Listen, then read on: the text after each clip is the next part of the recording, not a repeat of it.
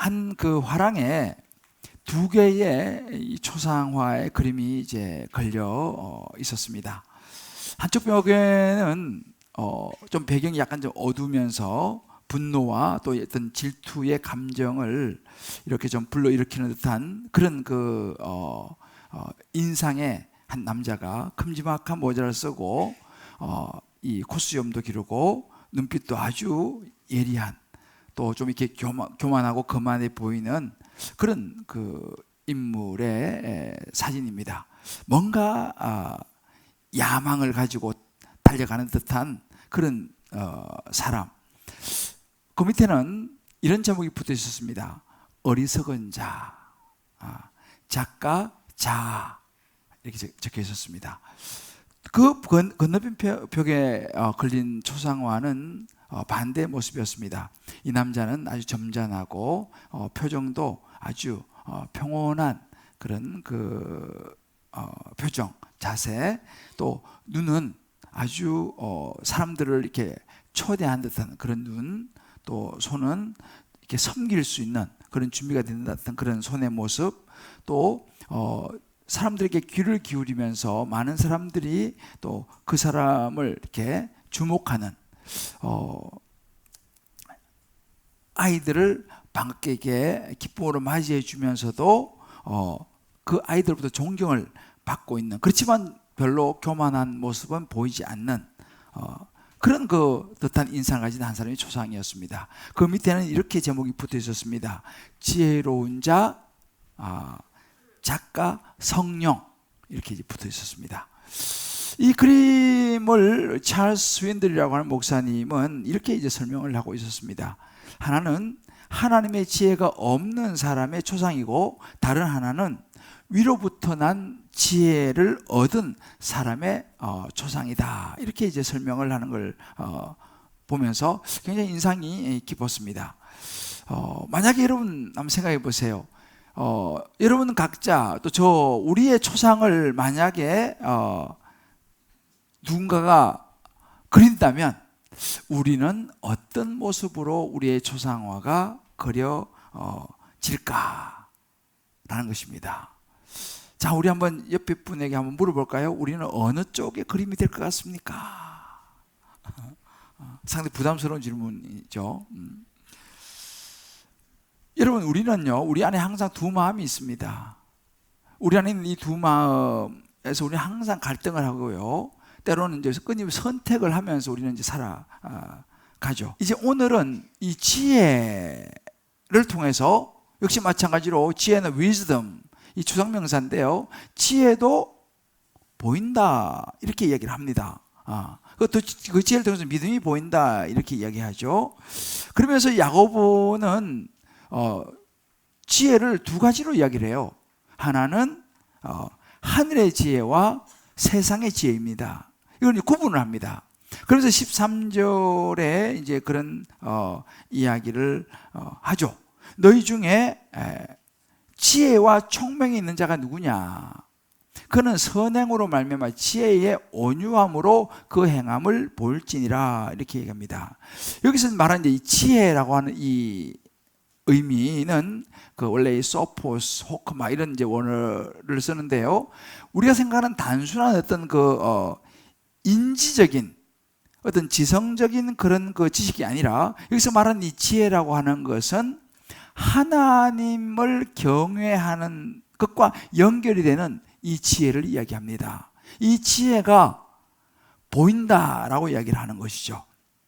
그러니까 나 중심의 어떤 그런 세상의 지혜가 아니라 하나님과 관계된 지혜에 대해서 이제 이 야고보 사도가 이야기를 시작합니다. 자, 그렇다면 우리 여기서 한번 잠깐 저도 여러분도 우리 한번 생각해 볼 필요가 있어요. 나는 세상을 살아가면서 어떤 지혜에 의지하면서 살아가고 있느냐라는 것이죠. 이 세상에 있는 땅의 지혜인가, 아니면 하늘에 속한 지혜를 나는 따라 살아가고 있는가라는 것입니다. 이제 지금부터 제가 이제 이 야고보 말씀을 통해서 그러면 땅의 지혜는 뭐고 하늘의 지혜는 뭔가를 쭉 설명해 드릴 테니까 여러분들이 쭉 들으시면서 나는 과연 어느 방향의 지혜를 추구하며 살아왔고 또 살아가고 있고 앞으로 그러면 나는 어떤 지혜를 추구하며 살아갈 것인가에 대한 성령께서 우리 각자에게 주시는 음성을 들으시고 또 우리 각자가 이제 정말 지혜로운 지혜를 선택하시기를 주님의 이름으로 축복합니다. 자, 그렇다면 우리가 야고보가 말한 두 가지 지혜, 첫 번째는 뭐냐면 땅에 속한 지혜입니다. 이 땅에 속한 지혜, 이 야고보는요 이 지혜를 이야기하면서 역시 마음을 다룹니다. 우리의 그 지혜도 말과 같이 마음에서 나오고 그 사람의 행동을 보게 되면 그 사람의 지혜를 우리가 분별할 수 있다라고 이야기를 하는 것입니다. 자, 그러면 이 땅의 지혜에 대한 부분들을 야고보는 오늘 14절부터 이제 구체적으로 이렇게 이야기를 해줘요. 너희 마음속에 독한 시기와 다툼이 있으면 14절입니다. 너희 마음속에 독한 시기와 다툼이 있으면 자랑하지 말라. 진리를 거스러 거짓말하지 말라. 이러한 지혜, 그죠? 마음속에 독한 시기, 다툼, 거짓말, 이러한 지혜는 위로부터 내려온 것이 아니요 땅 위의 것이니, 땅 위의 것이었습니다. 정욕의 것이요 귀신의 것이니 시기와 다툼이 있는 곳에는 혼란과 모든 악한 일이 있습니다 라고 이야기합니다. 자, 그럼 여기서 말하는 것은 이 땅의 지혜는요 습득하는 것입니다. 이 그리스 로마 시대 사람들은 어떤 생각이 많았냐면 탁월한 서성 밑에 들어가서 그 사람의 지혜를 배우기를 원했습니다. 그래서 누가 더 탁월한, 요즘 우리도 뭐 그런 경향이 있죠. 탁월한 선생님 밑에 가서 내가 잘 배워가지고 그 지혜, 거기서 얻은 지혜를 가지고 세상의 재물과 권력과 명성과 인기를 얻는 것이 그래서 로마 시대의 그 문화의 분위기였습니다. 그래서 그런 목적을 가지고 좋은 서성 밑에 가서 지혜를 배우기를 많은 사람들은 원했습니다. 자, 그러면 우리가 지금 우리는 뭐 이런 거죠. 흔히 우리 엄마들이 자녀들에게 무슨 이야기를 가끔 합니까? 야, 열심히 공부해야지. 공부해서 남주냐? 이런 얘기를 이제 가끔씩 합니다. 뭐 다 자식을 위해서 하는 이야기죠. 자녀 잘 되라고 하는 이야기고, 너 나중에 자녀가 정말 좋게 잘 살아가기를 원해서 하는 좋은 이야기이긴 하지만 그 중심이 자식에게, 바로 내 자식에게만, 그리고 나에게만 이것이 목적이 딱 되면요, 이제 여기서 나오는 이런 그 지혜를 추구하면 추구할수록 그 자녀는, 혹은 나도 마찬가지로 내가 좋은 자리를 차지해야 되는 것입니다. 내가 다른 사람은 어떻게 했든 간에 내 자녀가 잘 돼야 되고, 내가 잘 돼야 되고, 그러다 보면 어떤 현상이 생기냐면 우리 안에 이제 야고보 사도가 이야기하는 거죠. 시기와 다툼이 일어난다는 거죠. 여러분, 시기가 뭡니까? 시기는 어디서부터 나오냐면 비교라고 하는 것에서부터 출발되는 게 시기입니다. 그래서 내가 볼 때는 우리 자녀가 학교에 가서 90점을 맞아왔습니다. 뭐 그 정도 굉장히 잘한 거죠. 그런데 옆집 애를 보니까 95점을 맞은 거예요. 그러면 여기서 기분이 좋습니까? 90점, 오, 괜찮다 그랬는데 옆에 보니 95점 맞은 거야. 그러면 이제 우리 마음이 사실은 좀 씁쓸하다고 할까요? 여기 이제 시기입니다. 시기는 비교거든요. 비교하기 전까지는 괜찮았어요. 뭐 이 정도 살면 되지. 뭐 이 정도 먹으면 되지. 그런데 옆에를 보고 주변을 보니까 나보다 더 나은 거예요. 그러면 이제 거기서 올라오는 것이 시기인 거죠. 비교가 되는 것입니다. 그러면 이제 거기서 어떤 것이 일어나냐면 다툼이 일어나요. 그러면 이제 원망이 시작되고, 야, 친구 집에 가니까 친구는 이런 평소에 살던데 나는 이런 평소에 살아야 하냐. 그 남편이 퇴근하는 적시 남편과 이제 한바탕 또 딴 나라 이야기인가요? 이렇게 시기와 다툼과 이런 것들이 이제 일어나기 시작한다는 거죠. 이런 것이 이제 이 세상의 지혜가 이런 것을 추구한다는 것입니다. 그러면 이제 어떻게 되냐면 이 다툼이라고 하는 이 말의 그 시작은요, 당을 나누다, 파당을 나누다 이런 의미가 있어요. 왜냐하면 우리 편이냐 저 편이냐 이걸 나눠가지고 이제 서로가 견절하게 되고 뭔가 우리의 것을 차지하기 위해서 상대방을 어떤 식으로라도 하여튼 깎아내려야 되는 그런 이제 거기서 여러 가지 권모술수와 다툼과 이런 것이 막 정쟁과 이런 것이 이제 우리가 살아가는 이 세상의 모습들이 이제 나타나는 것이죠. 그리고 다른 사람의 의견, 중요하지 않아요. 내 의견을 어떻게 더 관철시키는 거, 이런 것을 이제 배우는 이런 지혜들을 이제 배우게 됩니다. 그러니까 굉장히 처세술이라든지 이런 것에 굉장히 관심이 많아지고 이제 그렇게 되죠. 그러니까 우리가 사는 이 세상 여러 정치, 경제, 이 모든 것이 어찌 보면 이 이제 원리로 사실 작용하는 것이 많죠. 근데 야고보 사도가 그런 얘기를 합니다. 이런 지혜는 땅의 것이다. 세상의 정욕과 마귀적인 것이다 라고 딱 정리를 합니다. 그래서 예수 믿는 사람은 진짜 당시 신앙인이냐, 예수 믿는 사람이냐, 그러면 그런 세상의 지혜를 따라가서는 안 된다라는 거예요. 자기의 권리와 자기의 명예, 자기의 재물과 명성을 얻기 위해서 때로는 거짓말 사기도 치고 말이죠. 때로는 막 아닌 것도 막 맞는 것처럼 자랑도 하고, 때로는 교활하고 약삭빠르게 행동하고, 상대방을 어떻게 해서라도 그냥 주저앉히고, 예를 들면 어떤 일이 벌어지냐, 혼란이 오는 거예요. 혼란과 악한 행실, 이런 것들이 이제 발생하는데, 예수 믿는 사람은 이런 세상의 지혜를 따라서 이런 식으로 행동하면 안 된다라고 야고보 사도가 딱 이야기를 하는 거예요. 이 세상 지혜의 핵심을 가만히 들여다보면요, 여기 지금 야고보 사도 쭉 이야기하는 걸 핵심을 들여다보면 그 안에 뭐가 있냐면 전부가 현세적인 부분이에요. 쉽게 말해 이 땅에서 잘 먹고 잘 살아야 한다. 이 땅에서 누려야 된다. 이 땅에서 많이 가져야 된다. 이 땅에서 잘 나가야 된다. 누가? 내가. 누가? 내 자식이. 이렇게 되면서 모든 중심은 내가 되는 것이죠. 이것을 이제 현세적인 세상의 가치관이라고 말합니다. 이게 이제 땅에서 나온 지혜예요. 모든 중심은 나와 내 유익, 이 땅 눈에 보이는 것. 이것은 하나님으로부터 온 것은 아니다라고 야고보 사도가 얘기합니다. 이런 것을 추구하면 추구할수록 하나님과 관계는 멀어진다는 거예요. 영적으로도 죽게 된다. 왜? 이 모든 것은 육의 생각으로 흐르기 때문이다. 야고보는 이런 이야기를 합니다. 이러한 지혜, 이런 세상의 지혜, 이런 세상에서 나오는 행동, 그거 해서는 안 된다라고 야고보 사도가 이야기를 합니다. 자, 그러면 우리의 삶 속에서 이런 지혜는 어떤 모습으로 나타나냐는 거죠.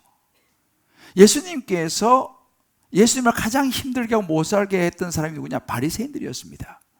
바리새인들은 예수님을 아주 싫어했어요. 왜 싫어하면 예수님이 많은 사람들이 예수님을 따르기 시작했고 예수님의 가르침이 많은 사람이 영향을 미치기 시작했습니다. 그리고 또 자기가 하나님의 아들이라는 거예요. 그러니까 자기들의 전통과 자기들의 생각과 자기들의 그 기득권에 이 도전이 되는 것입니다. 그런 모습에서 이 바리새인들에게 올라온 것이 뭐예요?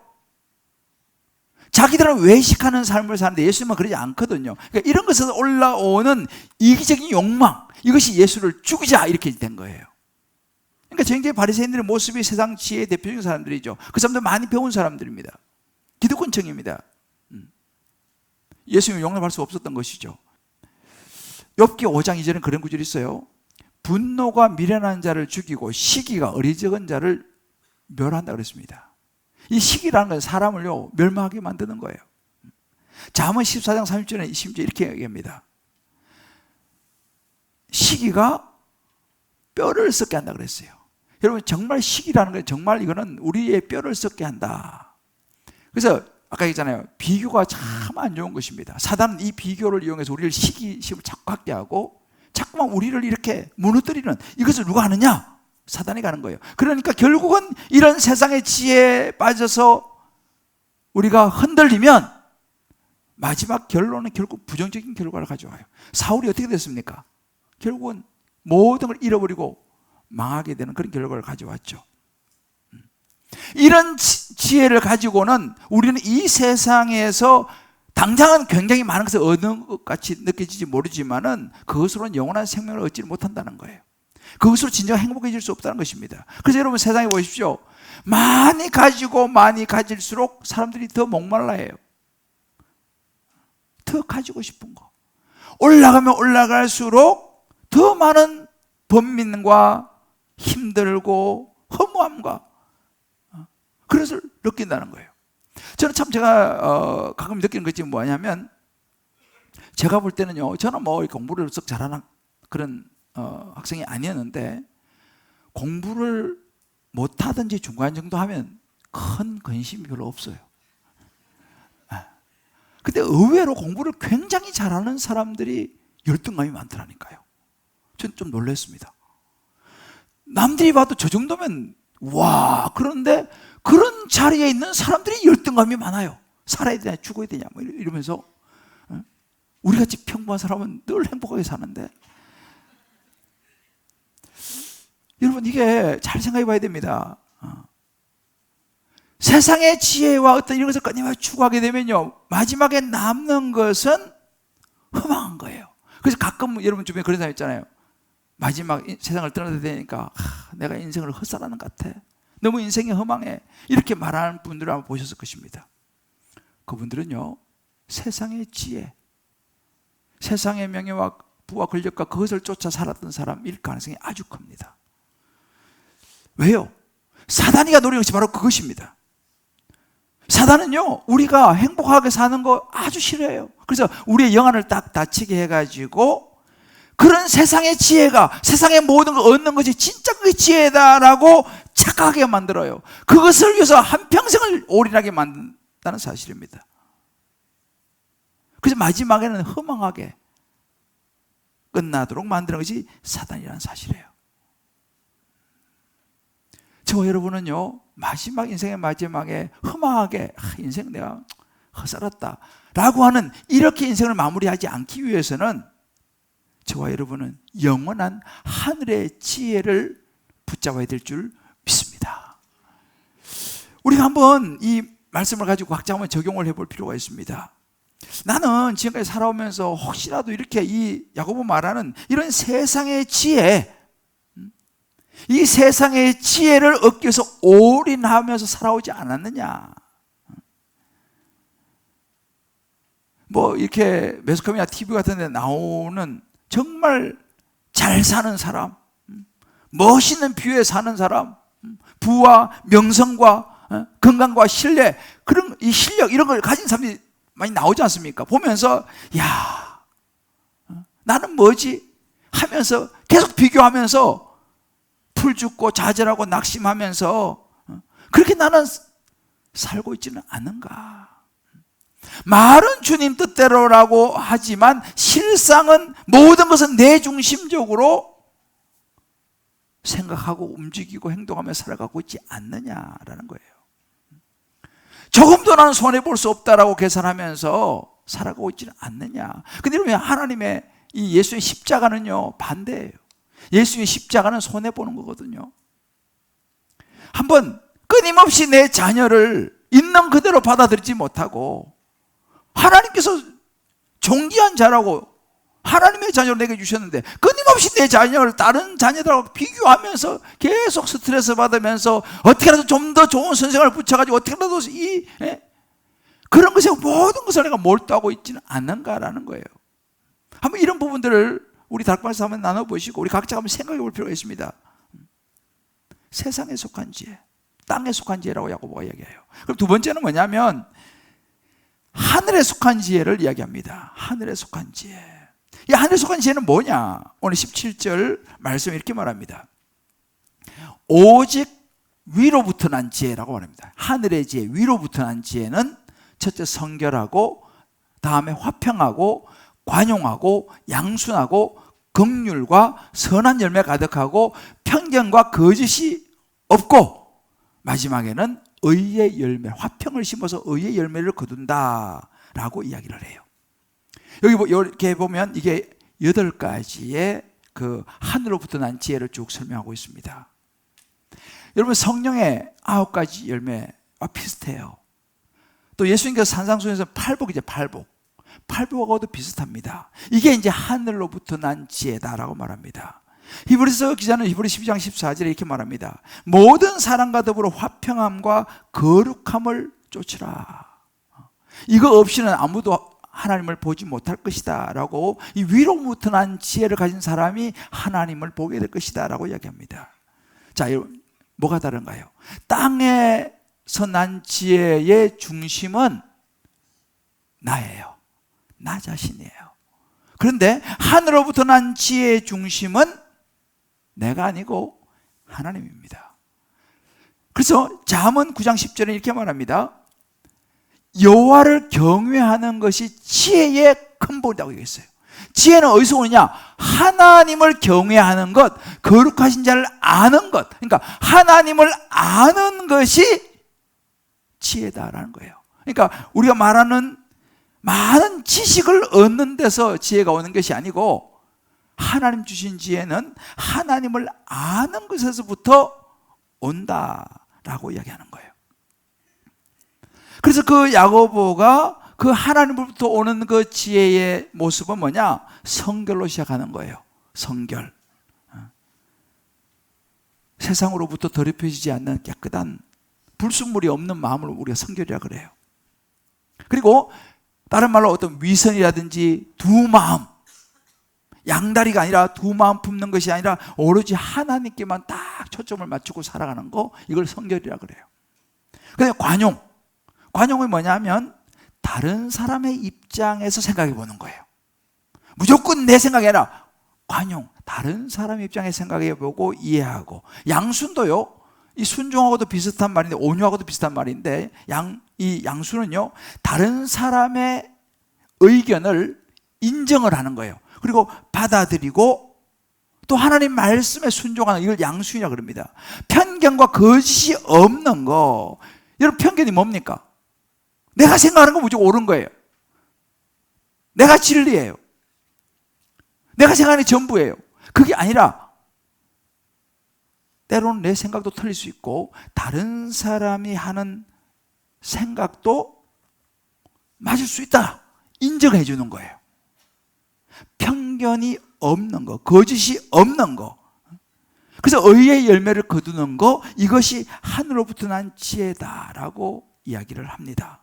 그러니까 다시 말하면 하늘 지혜의 핵심이 뭐냐면 나의 지식, 내 생각, 내 유익, 내가 생각하는 거가 아니라 하나님 말씀을 따라 살아가는 거, 하나님이 말씀하시는 거, 그것이 지혜고, 그 말씀을 따라 살아가는 것이 하늘의 지혜를 따라 살아가는 것이다 라고 이야기를 야고보 사도가 해줍니다.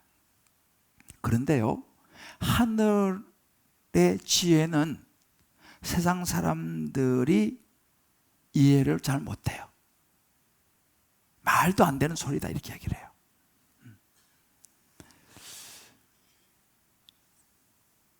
우리가 예수님께서 산상수훈 팔복을 얘기하지 않습니까? 심령이 가난한 자는 복이 있다. 가난한 게 무슨 복이야? 의에 줄이고 목마른 자는 복이 있다. 의에 줄이고 목마른데 무슨 복이야? 의를 위하여 핍박을 받는 자는 복이 있다. 천국이 제 것입니다. 아이, 보이도 않는 천국인데 뭐 핍박하는 게 뭘 좋아. 그러니까 이 예수님께서 말씀하시는 팔복은요, 세상 사람들의 가치를 보면 말이 안 되는 이야기예요. 당장 세상의 재물과 부와 명예와 성공, 이런 것이 좋은 것이지, 지금 무슨 뭐 의에 줄이고 목마르고 심령이 가난하고,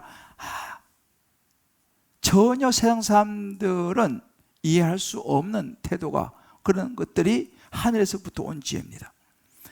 자, 한 사람 제가 예를 들어 볼게요. 여러분 잘 아시는 솔로몬이죠. 솔로몬은 지혜의 왕입니다.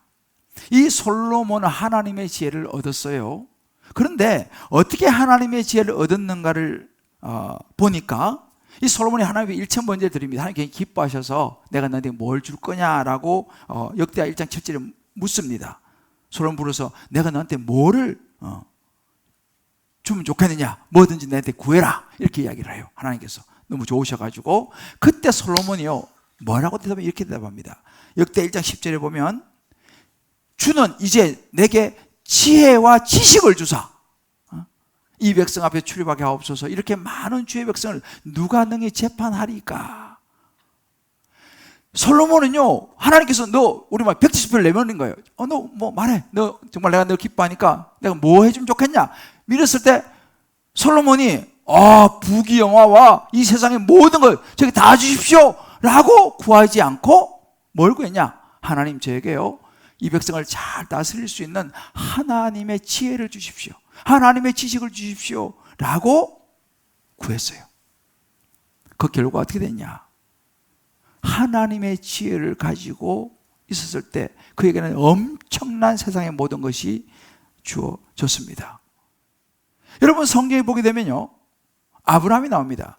아브라함과 이 롯이 가축이 막 늘어나면서 아브라함 종하고 롯 종하고 막 싸우는 일이 벌어져요.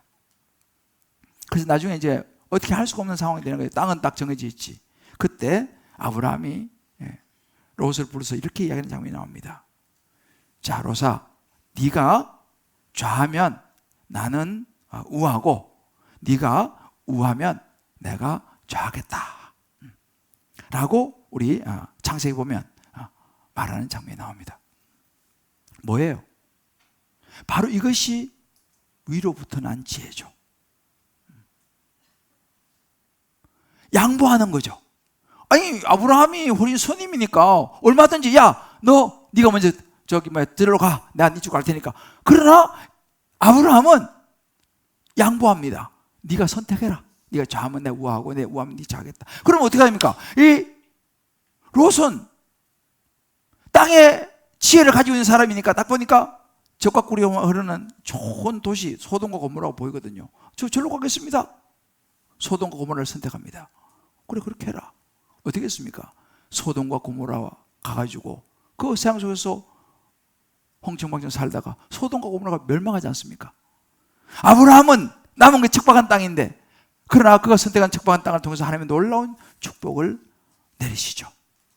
여러분, 이것이 땅의 지혜와 하늘의 지혜의 차이예요. 세상 사람들은 이해가 안 되죠. 우리가 이제 지난주에 그 양육 이제 훈련이 시작됐습니다. 이번에 이제 한 75명 정도가 이제 신청을 했고, 양육자가 한 35명 정도 이제 양육을 이제 시작을 했습니다. 근데 여러분 가만히 보세요. 요즘 시대에 뭐 제자 훈련 뭐 이런 거 별로 사람이 관심이 없어요. 얼마나 바쁩니까? 그렇게 바쁜데 어떻게 훈련과 양육을 내가 받을 수 있겠습니까? 이게 우리 시대의 흐름이에요. 근데 여러분 가만히 보세요. 그 양육과 훈련을 받는 것이 너무 바쁘고 하지만 그것이 결국은 뭐예요? 하늘의 지혜를 얻는 것을 배우는 시간인 것이죠. 그 바쁜 시간을 쪼개서 양육을 받고 훈련을 받는다는 것은 뭐냐면, 그 말씀 속에 들어가서 하나님께서 뭐라고 말씀하신지를 듣는 훈련을 받으면서, 그것이 바로 뭐냐면요, 하늘의 지혜를 얻는 시간인 거죠. 그러니까 그 선택하는 사람은 세상에 보면 어리석은 거지만 하늘의 지혜를 추구하는 사람인 것을 보게 되면 그 사람이야 지혜로운 사람이죠. 아멘입니까? 정말 우리가 하늘의 지혜를 추구하고 있냐는 거죠. 이게 세상 사람들 볼 때는 말도 안 되는 소리예요. 왜? 땅의 지혜의 관점 보면 이건 하늘의 지혜는 아무것도 아니거든요. 저는요, 참 내가 도전받고 은혜가 된 게 뭐냐면, 우리 이번에 양육자가 30명이 넘는데 그 중에서는요, 애가 셋인 사람이 있어요. 그것도 애가 아직 어려요. 애가 셋인 엄마가 이번에 양육을 한다는 거예요. 그러니까 제자훈련 시킨다는 것입니다. 여러분, 이게 말이 됩니까? 애 지금 셋 뒤치다꺼리하기도 힘드는데 무슨 훈련을 시켜요? 훈련시키려면 그것도 신경 써야 되고 이것저것 많잖아요. 그런데 그 애 셋 데려오는 집사님이 제자훈련을 몇 명을 시키는 거예요. 자, 여러분, 이거 어떻게 생각하세요? 세상의 지혜로 보면 이건 정말 어쩌면 정신없는 거죠.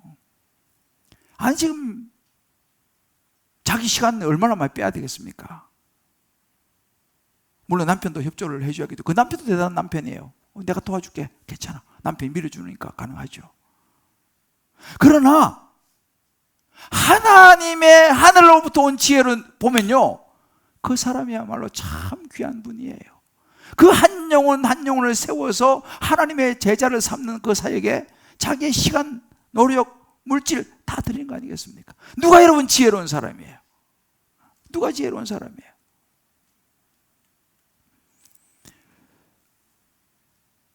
우리가 이걸 잘 분별해야 됩니다. 자, 그렇다면 우리가, 나는 한번 생각해봐야 돼요. 나는 내 살아가는 삶이 내 안에 하늘의 지혜를 추구하는 내 삶의 패턴인가? 나는 하늘의 지혜를 따라서 가는 사람인가? 나는 내 시간과 내 물질과 모든 내 삶을 무엇을 붙잡는데 사용하고 있는가? 이걸 여러분 생각해 보셔야 돼요. 무엇이 지혜이고 무엇이 어리석음인가? 야고보가 지금 그 이야기를 하는 겁니다. 자, 그렇다면 마지막으로 제가 여러분에게 말씀드리고 싶은 건 뭐냐면, 우리도 이렇게 야고보가 말하는 하늘의 지혜로 살아가야 하지 않겠습니까? 할렐루야.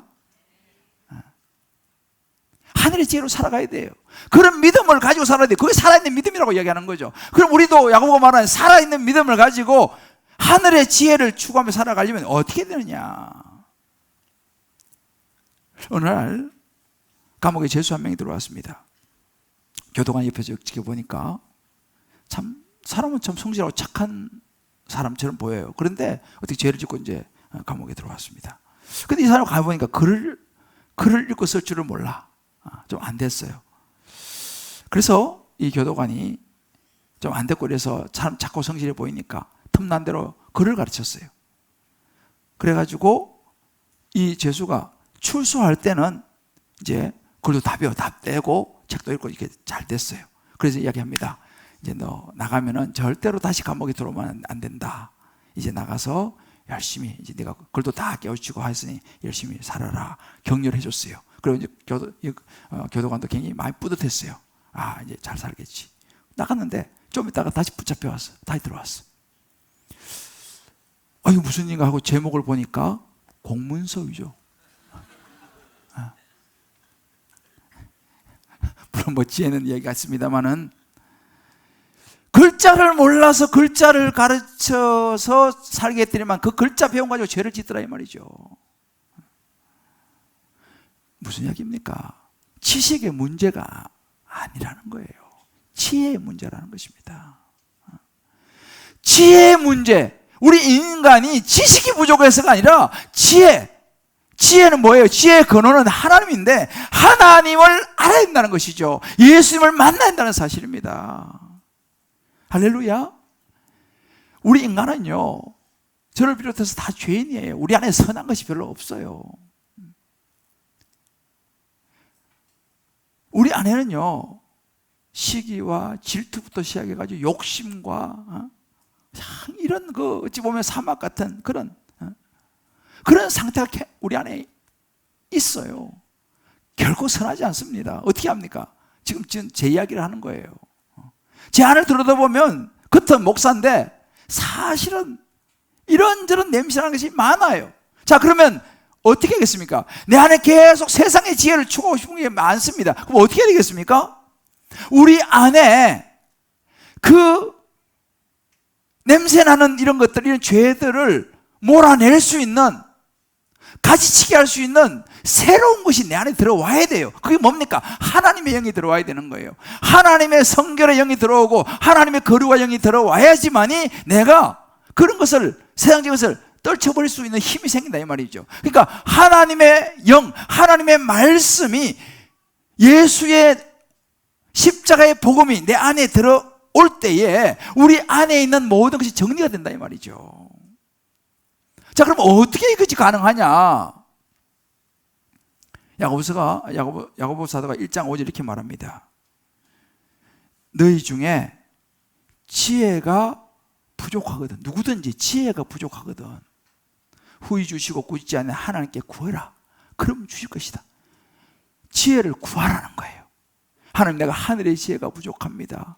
하나님 주신 지혜가 부족합니다. 그렇게 느낀다면 열심히 기도해서 지혜를 구하라는 거예요. 그럼 하나님께 주시겠다 약속했습니다. 믿습니까? 그리고 1장 21절로 이렇게 말했습니다. 그러므로 모든 더러운 것과 넘치는 악을 내버리고 너희 영혼을 능히 구원할 바 마음에 심어진 말씀을 온유함을 받으라. 내 안에 있는 모든 세상적인 것을 몰아낼 수 있는, 가지치게 할 수 있는 하나님의 말씀을 받으라는 거예요. 하나님의 말씀이 내게 임했을 때에 내게 하늘의 지혜가 주어진다 이 말입니다. 그래서 디모데후서 3장 15절에 이렇게 말하는 거예요. 또 어려서부터 성경을 알았나니 성경은, 이 하나님의 말씀은 능히 너희로 하여금 그리스도 예수 안에 있는 믿음으로 말미암아 구원에 이르는 지혜가 있게 한다. 뭐가요? 하나님의 말씀, 성경이요. 이 성경이 우리에게 예수 그리스도를 알게 하고 하나님을 알게 하는, 하늘의 지혜를 있게 하는 것이 뭐냐? 이 하나님 말씀 성경이라는 것이죠. 그러니까 결국은 우리가 하늘의 지혜를 가지고 살아가기 위해서는 하나님 말씀을 결국 붙잡아야 되는 거예요. 할렐루야. 말씀 안에는 예수의 십자가를 붙잡아야 될 줄을 믿습니다. 예수를 믿어야 된다니까요. 아는 것에 그치면 안 되고요. 제가 한 집사님의 간증만 나누고 오늘 마무리할게요. 이 집사님이 민수기 4장 말씀을 이렇게 이제 묵상하고 적용했어요. 여호와께서 고핫 자손 중 30에서 50세까지 회막에서 일할 자를 계수하라고 하십니다. 저는 이 나이 때에 30에서 50이 지금 얘기하죠. 이 나이 때에 하나님을 위해서가 아니라 나를 위해서, 재물 우상을 위해서 일했습니다. 감사도 없었고 하루하루 지쳐가는 삶이었지만 재물만 보고 나아갔습니다. 말씀이 없는 삶은 피폐하기만 했고 하나님을 외면하고 세상 우상을 섬기니 수고할수록 헛되기만 했습니다. 이런 삶을 사셨어요. 그러다 이분이 암 수술을 받게 됐어요. 암 수술을 받은 후에 그 과정을 통해서 예수님을 내 주로 영접하여 말씀 묵상과, 이제 우리 교회 오시게 되셔서 예수님 확실하게 붙잡고 영접하고 말씀 묵상을 하시게 되고 다락방에 가서 이것을 나누기 시작했어요. 나누니까 거기서 은혜를 받기 시작했습니다. 그러면서 이분이 이렇게 얘기했어요. 예수님을 내 주로 영접하여 말씀 묵상과 다락방에서 나눔으로 은혜를 받으니 자식과 화합하지 못하여 혼자 외로이 있는 남편을 보니 처근한 마음이 들기 시작했습니다. 이런저런 인생에 참 힘든 과정 속에서 남편하고도 너무너무 사이가 안 좋고 이런저런 상황이 늘 원망과 이런 속에 살았는데 하나님 말씀이 들어오고 예수님을 믿고 말씀이 들어오고 또 다락방에서 나누고 하니까 남편이 다르게 보기 시작했다는 거예요. 그렇게 원망스럽고 미흡고 했던 남편이 이제는 처근하게 보이기 시작했다는 이야기입니다.